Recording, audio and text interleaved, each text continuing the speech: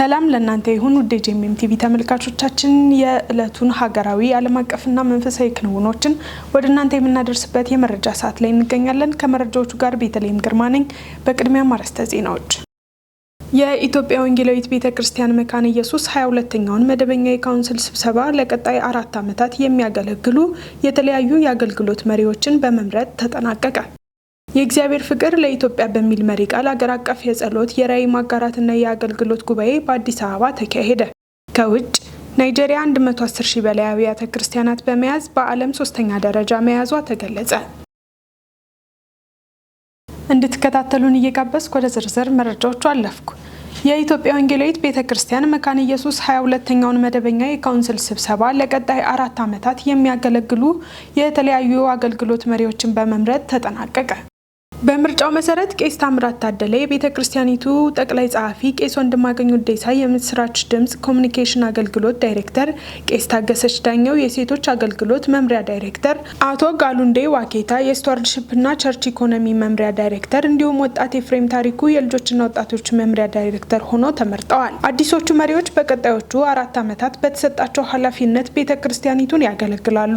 የኢትዮጵያ ወንጌላዊት ቤተክርስቲያን መካነ ኢየሱስ ለተመረጡት መሪዎች መልካም ምኞቷን በመግለጽ በአዲሱ የአገልግሎት ዘመናቸው ስኬትና በረከት እንዲሰጣቸው ጸሎት አቅርባለች።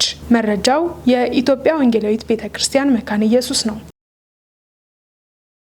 የኢትዮጵያ ሕይወት ብርሃን ቤተክርስቲያን ለሙሉ ጊዜ አገልጋዮቿ የማህበራዊ ዋስትና ስርዓት ልትዘረጋ ነው። የኢትዮጵያ ሕይወት ብርሃን ቤተክርስቲያን ለሙሉ ጊዜ ወንጌል አገልጋዮቿ የማህበራዊ ዋስትና መብት ለማረጋገጥ መወሰኗን የቤተክርስቲያኗ ፕሬዝዳንት መጋቢ ታሪኩ ብርሃኑ አስታወቁ። መጋቢ ታሪኩ እንደገለጹት ውሳኔው የጸደቀው በቅርቡ በተካሄደው የቤተክርስቲያኗ 81ኛ ጠቅላላ ጉባኤ ላይ ነው። ውሳኔውን መሰረት በማድረግ በየደረጃው የሚገኙ የቤተክርስቲያኗ መዋቅሮች፣ የክልልና የአካባቢ ወይም አጥቢያ መሪዎች የአገልጋዮችን የማህበራዊ ዋስትና መብት ሙሉ በሙሉ ወደ ተግባር እንዲቀይሩ ጥሪ አቅርበዋል። ፕሬዝዳንቱ አገልጋዮች ትኩረታቸው ሳይበታተን ሙሉ አቅማቸውን ለላካቸው ተልዕኮ እንዲያውሉ የቤተ ክርስቲያን ድጋፍ ወሳኝ መሆኑን አጽንኦት ሰጥተውበታል። ቤተ ክርስቲያን የአገልጋይ ልብ እንዳይከፈል በቂ ክፍያና ድጋፍ ልታደርግለት ይገባል ያሉት መጋቢ ታሪኩ፣ በአንጻሩ ደግሞ አገልጋዩ ወደ መድረክ ሲመጣ ለመንፈሳዊ መንጋ የሚበቃና የታነጸ መልእክት ይዞ ማቅረብ እንዳለበት አሳስበዋል። አገልጋዮች መሰረታዊ የኑሮ ፍላጎታቸው ካልተሟላ የመስበክና የመጸለይ አቅማቸው እንደሚፈታተን የጠቆሙት ፕሬዝዳንቱ አብያተ ክርስቲያናት ከአገልግሎቱ ጎን ለጎን ለአገልጋዮቻቸው የኑሮ ሁኔታና ዘላቂ ህልውና ቀዳሚ ትኩረት መስጠት እንዳለባቸው አሳስበዋል። መረጃው የኢቫንጀሊካል ሚዲያ ኔትወርክ ነው። ሬድል ሚኒስትሪ ኢትዮጵያ አዲሱን አገልግሎትና ራዕዩን ለባለድርሻ አካላት አስተዋወቀ። ዳንኤል ተስፋዬ ዝርዝሩን ያቀርበዋል። በቤስት ዌስተርን ፕሪሚየር ሆቴል በተደረገ የራዕይ ማካፈል መርሃ ግብር ላይ ሬድል ራዕዩንና የወደፊት ዓላማውን ጥሪ ለተደረገላቸው እንግዶችና ለባለድርሻ አካላት አስታውቋል። ሬድል የእንግሊዘኛ ምህጻረ ቃል ሲሆን ሪቫይቫል ኢቫንጀሊዝም ዲሳፕልሺፕ ኤንድ ሊደርሺፕ የሚል ሲሆን ዋና ዓላማውም የክርስቶስን አካል ለማደስ በክርስቶስ ወንጌል ለጠፉ ሰዎች ለመድረስ አማኞችን ሁሉ ደቀ መዝሙር ማድረግና ለእግዚአብሔር ክብር ለሰው ልጅ መለወጥ የተቋቋመ አገልግሎት የሚሰጥ መሆኑን የገለጹት የሚኒስትሪው መስራች ዶክተር ታሪኩ ፉፋ ሲሆኑ ተቋሙ የተጀመረበትን ምክንያትና አጋጣሚ ገልጸዋል። ስሜ ዶክተር ታሪኩ ፉፋ ገመቹ እባላለሁ እና በአሁኑ ጊዜ የምኖረው ሐራሬ ዚምባብዌ ነው። የአፍሪካ የግሎባል ቸርች ሙቭመንት ዳይሬክተር ነኝ። 50 ሀገራትን እሱን እመራለሁ ማለት ነው። እንግዲህ በዛ በተጓዳኝ ደግሞ እግዚአብሔር የዛሬ 12 ዓመት በኔና በባለቤቴ ልብ የሬድልን ራዕይ ያስቀመጠ እና ለጸሎት ለ6 ወር ከጾምን ከጸለይን በኋላ ለ5 ቀን ጸሎት ወጣ ብለን ስንጸልይ እግዚአብሔር ለኔና ለባለቤቴ በዘመናችሁ ሁሉ የምትሰሩት ነገር 4 ነገር ነው አለን። እሱም ደግሞ ሪቫይቫል ወይም መንፈሳዊ መነቃቃት፣ እንደገናም ደግሞ ወንጌል ወይም ደግሞ ኢቫንጀሊዝም፣ ዲሳይፕልሺፕ ወይም ደቀ መዝሙርነት እና ደግሞ መሪነት ነው። እንግዲህ ከዛ በመነሳት ጌታ ራዕይ ሰጠን። ራዕዩን ቁጭ ብለን ስንጽፈው ሬድል አልነው እና የእንግሊዝኛ ምህጻረ ቃል ነው። በአማርኛ መንፈሳዊ መነቃቃት ለሁሉም ልብ፣ እንደገናም ደግሞ ወንጌል ለሁሉም ሰው፣ ደቀ መዝሙርነት ለሁሉም አማኝ እና መሪነት ለሁሉም ሀገር በሚል ነው የተነሳ ነው። አቶ ክቡር ታደሰ የሬድል ሚኒስትሪ ኢትዮጵያ የቦርድ ሰብሳቢ ናቸው። ሬድል ሪቫይቫል ለማምጣት ወንጌልን በሀገራችንም ከሀገር ውጭም ለማዳረስ ያመኑትን ደግሞ ደቀ መዝሙር ለማድረግ ይሰራል ብለዋል። ሬድል እንግዲህ በኢትዮጵያ ውስጥ እግዚአብሔር አሁን በዚህ ጊዜ የሰጠን ትልቅ ራዕይ ነው። የምህጻረ ቃል ነው። ሪቫይቫል፣ ኢቫንጀሊዝም፣ ዲሳይፕልሺፕ እና ሊደርሺፕ የሚለውን የመጀመሪያውን ፊደላት ወስደን ነው ሬድል የተባለው።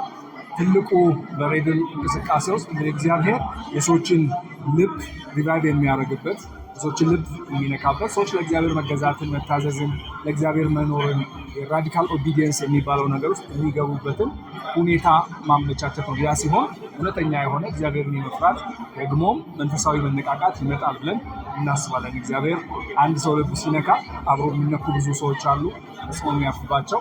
ያለ ደግሞ ብዙ ሰዎች ልብ በትክክለኛው መንፈሳዊ ነገር ሲነካና ሲለወጥ ሰዎች ለጽድቅ መኖር ሲጀምሩ እዛን ጊዜ እግዚአብሔር ታላቅ የሆነ ሪቫይቫል በምድራችን አስነስተዋል የምንለው ነው ማለት ነው። ሬድል ሚኒስትሪ ኢትዮጵያ ከተቋቋመ 12 ዓመት የሆነው ሲሆን ከኢትዮጵያ ተነስቶ ወደ ተለያዩ ሀገራት በመዘዋወር ስልጠናን በመስጠት ሰዎች በሁለንተናዊ ሕይወታቸው እንዲለወጡ እየሰራ ያለ ሚኒስትሪ ነው ብለዋል ዶክተር ታሪኩ።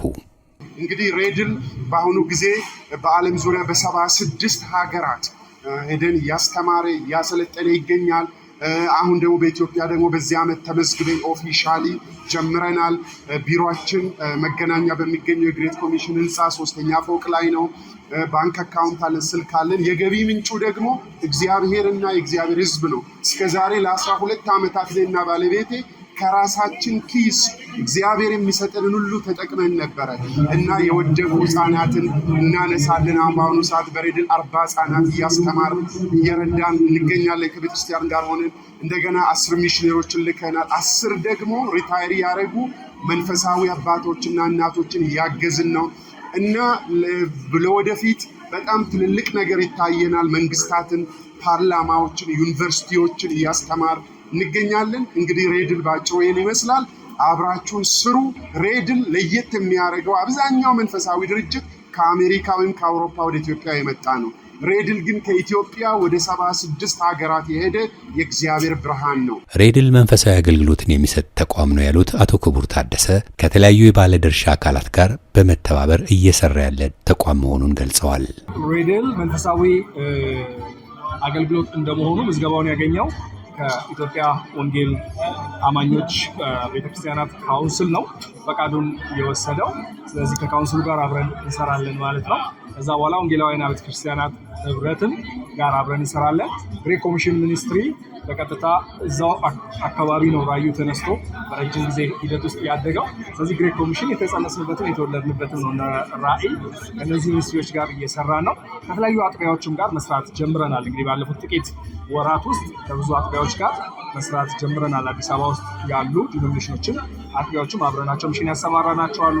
ልጆችን መርዳት የጀመርንባቸው አሉ። እንደዚሁም ደግሞ ቤተክርስቲያንን ያገለገሉና የደከሙ ድጋፍ የሌላቸውን ሙሉ ጊዜ አገልጋይ የነበሩ ሰዎችን የምንደግፍባቸውን ደግሞ አጥቢያዎች አሉና ብዙ አጥቢያዎች ጋር ከወዲሁ መስራት ጀምረናል። ራስን፣ ግለሰቦችን፣ ቡድኖችን፣ ድርጅትንና ማህበረሰቦችን በመልካም ስነ ምግባር መንገድ መምራትን የሚያመላክት ሁለንተናዊ የስነ ምግባር አመራር በሚል ርዕስ ዶክተር ታሪኩ ፉፋ መጽሐፍ ጽፈው ለአንባቢያን አቅርበዋል።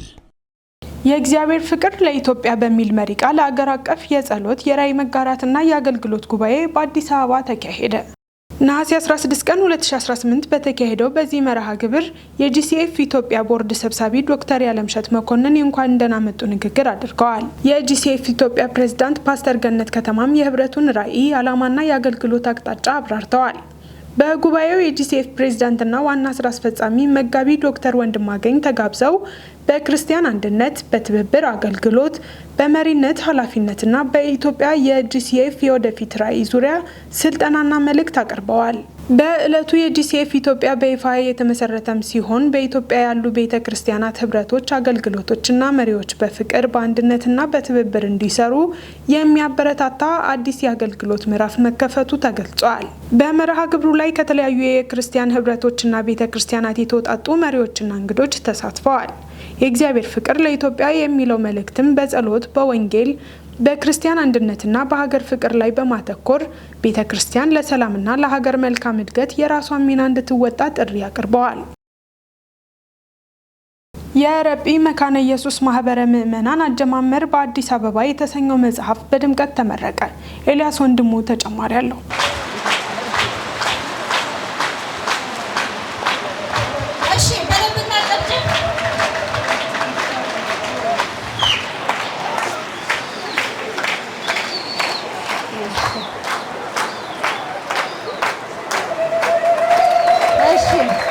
እሁድ ነሐሴ 17 2018 ዓ.ም በካራ ቆሬ የረጲ መካነ ኢየሱስ ማህበረ ምእመናን አጀማመር በአዲስ አበባ የተሰኘው መጽሐፍ ሲመረቅ ጥሪ የተደረገላቸው የቤተ ክርስቲያኗ ምእመን አገልጋዮች እንዲሁም እንግዶች ተገኝተዋል። የቤተ ክርስቲያኗ የመዘምራን ቡድን በጋራ ዝማሬ በማቅረብ ጉባኤው እግዚአብሔርን አምልኳል። በመቀጠል ቤተ ክርስቲያኗ ስትመሰረት ቀደምት ከነበሩት አገልጋይ የሆኑት መጋቢ አሊ ከማል እግዚአብሔር ይጎበኛቸዋል እንጀራም ይሰጣቸዋል በሚል ርዕስ ሩት መጽሐፍ ምዕራፍ 1 ቁጥር 6 ያለውን ቃል በመጥቀስ የእግዚአብሔርን ቃል ለጉባኤው አካፍለዋል። የቤተ ክርስቲያኗ የመሪዎች ሰብሳቢ የሆኑት እህት አስቴር አለማየሁ የረጲ መካነ ኢየሱስ ማህበረ ምእመናን አጀማመር በአዲስ አበባ የተሰኘው መጽሐፍ የጻፉ ሲሆን ዓላማው እግዚአብሔር በቤተ ክርስቲያኗ ያደረገውን ድንቅ ስራ በማድነቅ ለቀጣዩ ትውልድ ታሪክን ማስቀመጥ ሲሆን እንዲሁም ቤተ ክርስቲያኗ በቀጣይ ለምታስገነባው የአምልኮ ሕንጻ ገቢ ለማሰባሰብ መሆኑን ተናግረዋል። ቤተ ክርስቲያኗ ስትመሰረት የነበሩት አገልጋዮችና ምእመን የተሰማቸውን ደስታ በመግለጽ የእግዚአብሔር እርዳታ ከምስረታዋ ጀምሮ እንደነበረ ገልጸዋል። በመጨረሻም የረጲ መካነ ኢየሱስ ማህበረ ምእመን አጀማመር አዲስ አበባ የተሰኘው መጽሐፍ በድምቀት ተመርቋል።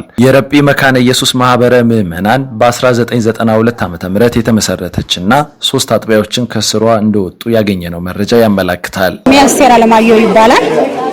ባለፈው ጊዜ የማህበረ ምእመናን ሰብሳቢ ነበርኩ። ነገር ግን በዛ ሰዓት ላይ መጽሐፉ ዋናውን ነገር ያካተተው የ25 ዓመት ጉዞ ከመጀመሪያው ጀምሮ ያለውን ነው። እግዚአብሔር በዛ መንገድ ላይ እንዴት እንደረዳን፣ አገልጋዮች በምን መልክ እንዳለፉ፣ እግዚአብሔር እንዴት እንዳሳለፋቸው፣ እንደገና ደግሞ የገጠማቸው ልዩ ልዩ ተግዳሮት፣ በዛ ተግዳሮት ውስጥ የእግዚአብሔር እርዳታ ሆኖ እንደገና እቺ ቤተክርስቲያን እንድትቀጥል የእግዚአብሔር እጅ አግዟት ዛሬ ላይ ስለደረሰች እግዚአብሔርን እጅግ አድርገን እናመሰግናለን።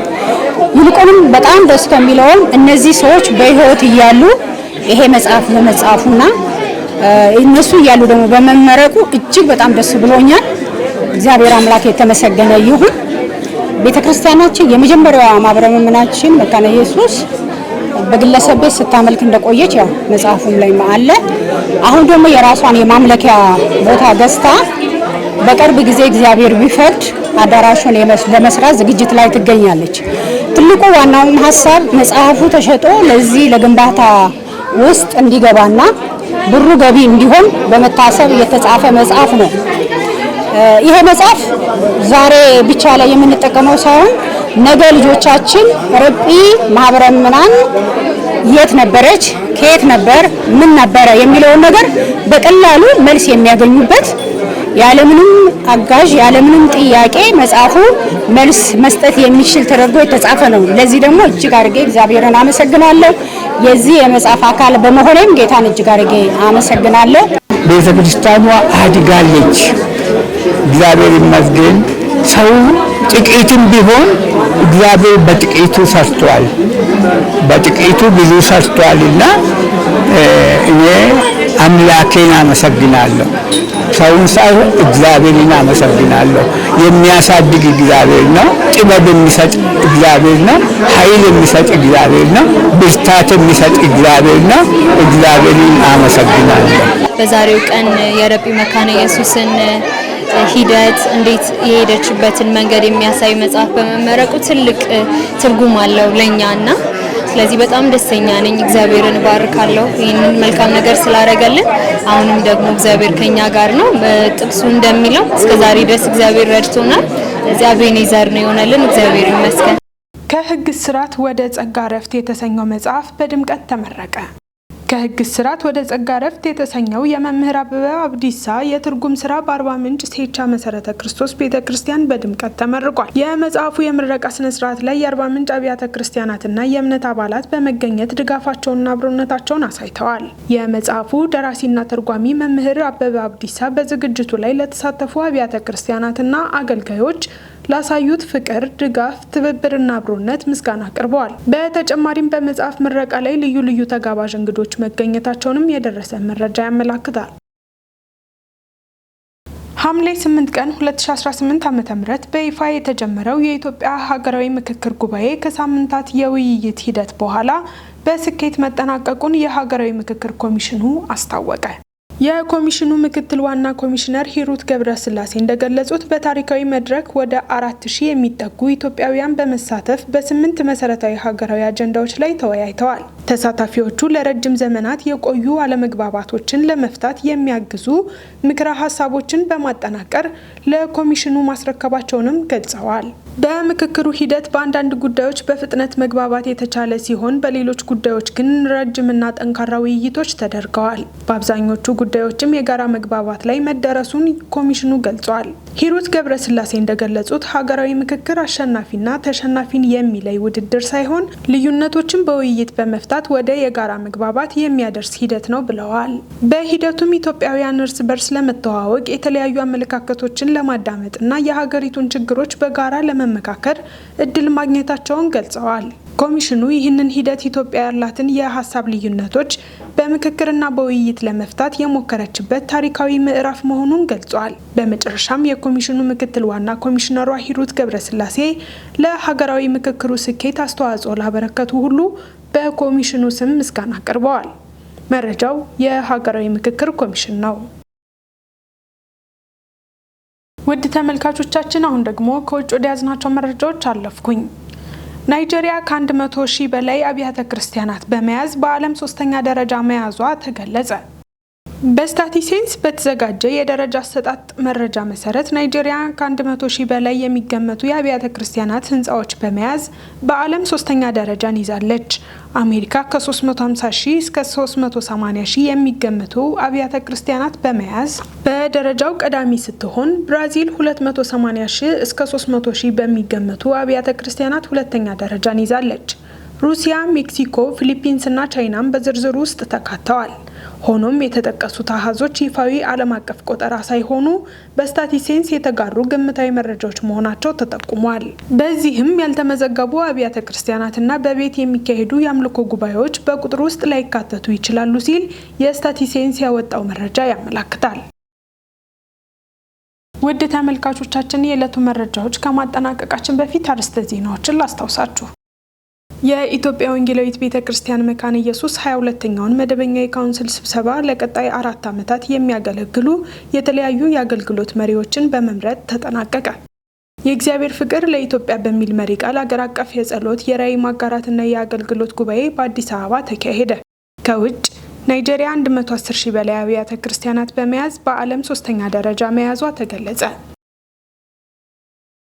የተወደዳችሁ ተመልካቾቻችን የዕለቱ መረጃዎች እነዚህን ይመስሉ ነበር። መረጃዎቹን ያዘጋጁላችሁ ዳንኤል አንተነህና ነጻነቱ አቁማ ወደ እናንተ ያደረስኩት ቤተልሔም ግርማ ነበርኩ። ከቀሪ ጄኤምኤም ዝግጅቶች ጋር መልካም ጊዜ ተመኘው።